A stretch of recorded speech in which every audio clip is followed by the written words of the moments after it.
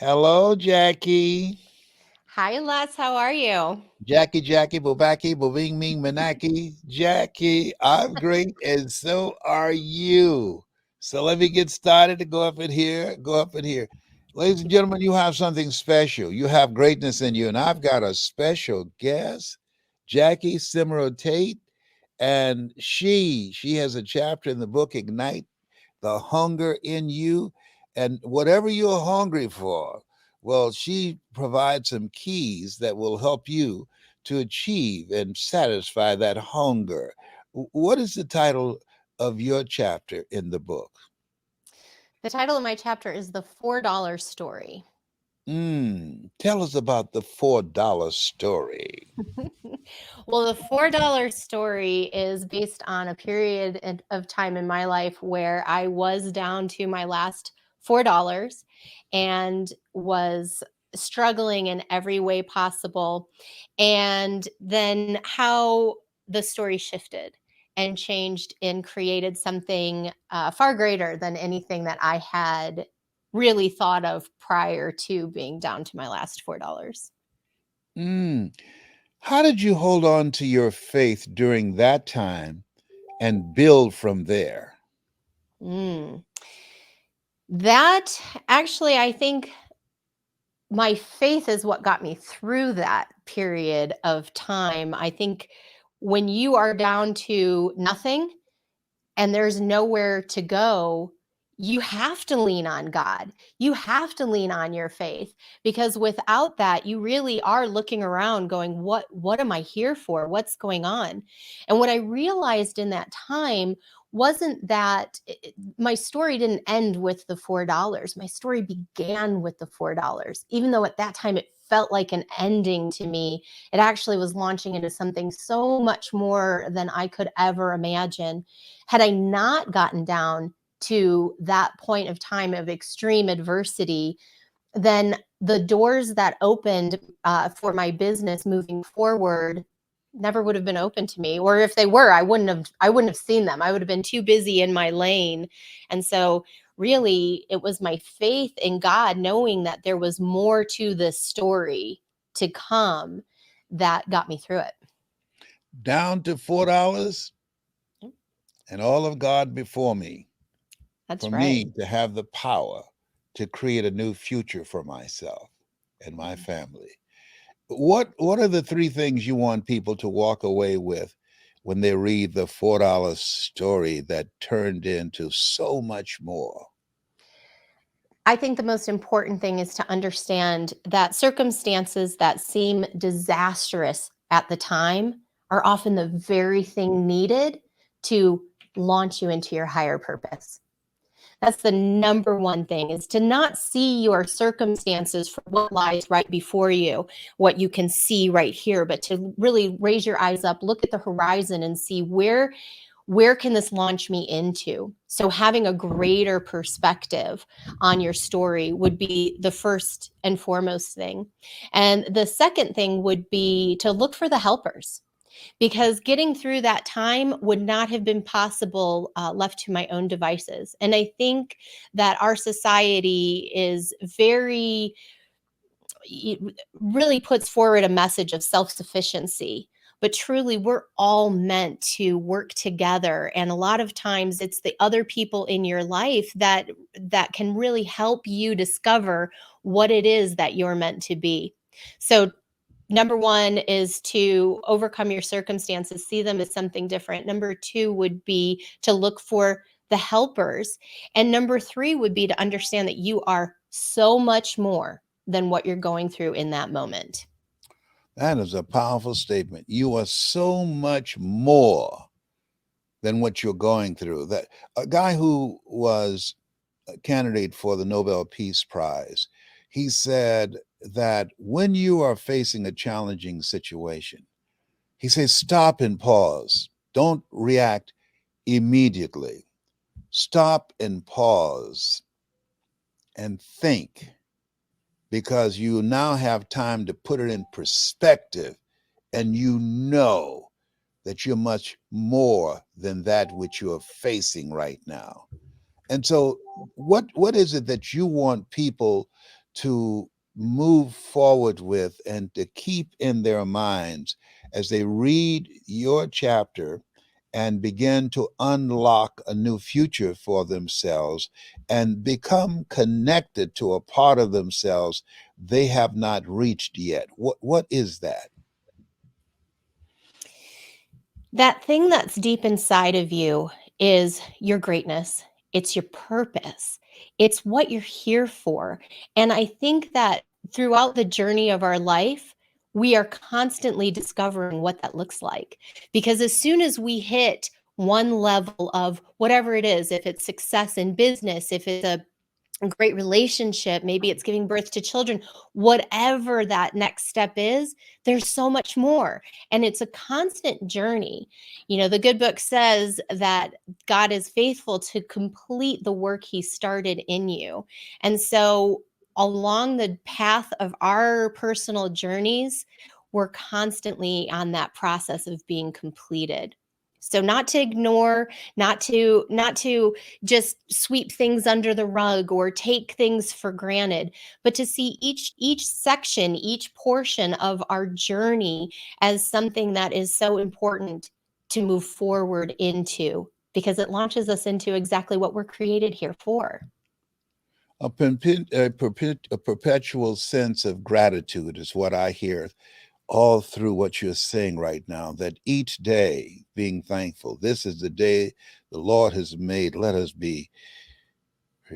rejoice and be glad in it, because we have life and we have a chance to be an active force in our lives to make things different, regardless of what we are going through. That's right. That's right. And I do believe that one of the greatest things that we as human beings have in common, no matter where we're located in the world or where we were born or the families we were born into, is that we will face adversity. There are things that Yes. will happen in our lives that are less than ideal. And as much as we try, especially as parents, we try to protect our children or our grandchildren from going through those types of things, knowing that this is the common bond that brings us all together as human beings, and it's what we do with that adversity that either gives us the time to rise above and shine or helps us to become defeated. So yeah, my message is all about trying to help people realize how to look at their adversity, rise above, and use that to shine and to thrive. My favorite verse is, all things work together for good for those who love God and for those who are called according to his purpose. That all things work together for good. Didn't say it will be good, but it works together for good, because if you're willing to keep the faith, to take a stand, to persevere, therefore take unto you the whole armor of God, that ye may be able to withstand in the evil day, that having done all to stand, that you're standing in your power. And this chapter is designed to help you to do that, to realize that you are stronger than your circumstances. You're more powerful than you give yourself credit for being. And now it's about keeping it moving and keeping your faith to your faith. That's right. Absolutely. With the faith, with the fortitude to move forward into your future, man, it can be so good. And that's the hope that I want to bring to the world today. And that's the message that God's put on my heart that I really do believe we as a society need. Yes, people need peace right now. Mhm. They need hope, and they need to know it's not over till they win. Even Amen if to you're that. down to your last $4, that is a launching path into your greatness, to create wealth and riches that eye has not seen, ear has not heard, nor has entered the heart of mankind. What God has in store for you, the wealth of peace of mind, great relationships, good health, and living a meaningful, powerful, significant life. Mhm. Your chapter is designed to help people to become grave robbers, to rob the cemetery of their gifts and not give up because they're down to their last $4. And that's the thing within that whole story of that $4, it changed the trajectory of my life. It helped me found a business because at the time I was a single mom and I went looking for resources for other single moms. And what I found were scams. And so I thought, someone should do something to create a trusted resource for single moms. And that's when I realized I was that someone. And so over the course of years, I was able to launch a membership-based site called the Strong Single Mom Network. So just things like that. It's so exciting to see the opportunity instead of the failure. But I like the site, the website, Steps to Strength. Wow. What are 3 steps to strength that allow people to connect with that part of themselves that allow them to know that they're in charge here? Good question. There's actually 7 steps to strength. I will give you 3. The first one is I forgive myself and others. It Hmm. starts in forgiveness. Sometimes, and I think forgiving ourselves is often the hardest thing. We have an easier time to forgive others than we do for the perceived wrongs we've done to ourselves, the perceived bad choices we've made. But to really open your eyes, forgive yourself, and understand that all of those things, you were doing the best you could in the moment that you did them, and you've learned from them, and they've brought you to where you are today. So stop hanging on to what you think you did wrong. Forgive yourself so you can move forward. So that's one of the steps to strength. Another one is I recognize that my weaknesses are built so someone else's strengths can thrive. We often think we have to be perfect. We have to stand up. We have to do it all, be it all, and know so much. But truly, as human beings, we are meant to be intertwined. We are built for community. And if I can do everything all by myself, then I don't need anybody else. So by actually embracing the things that I do need help with, I am allowing somebody else to come alongside of me and use their gifts. And together we move forward in true strength. Mm. And then one of the other steps to strength is that I choose my responses. I choose the way I Mm. respond. I can't choose my circumstances, but I 100% can choose how I show up to deal with that circumstance.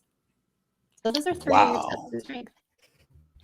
That's major. That's some tough stuff up in here. You give it to them straight without any chaser. That's me. Mm. I'm doing your coffee is coming to you, espresso. I'm not about the milk and the sugar mixed in. Yes. Wow. How can people get in touch with you?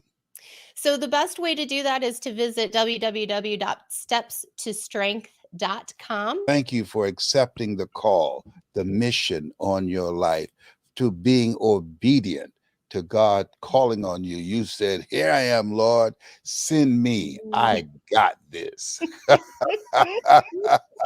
All I got is $4, but I got it. I got it. I love it. And Les, I can say that right back to you. Thank you for stepping up and answering the call, because you have touched the lives of millions and millions of people throughout the course of your career. And I am one of them. So thank you for stepping into your call as well. Thank you. You're so kind. Yeah. I'm giving you a virtual hug up in here, up in here. Hugs back to you. Okay, thank you. Thank Oh you. boy, Jackie is some bad somebody up in here, up in here. Make sure you read her chapter and ignite the hunger in you. You have something special. You have greatness in you. That's our story, and we're sticking to it. Bye for now. Bye for now.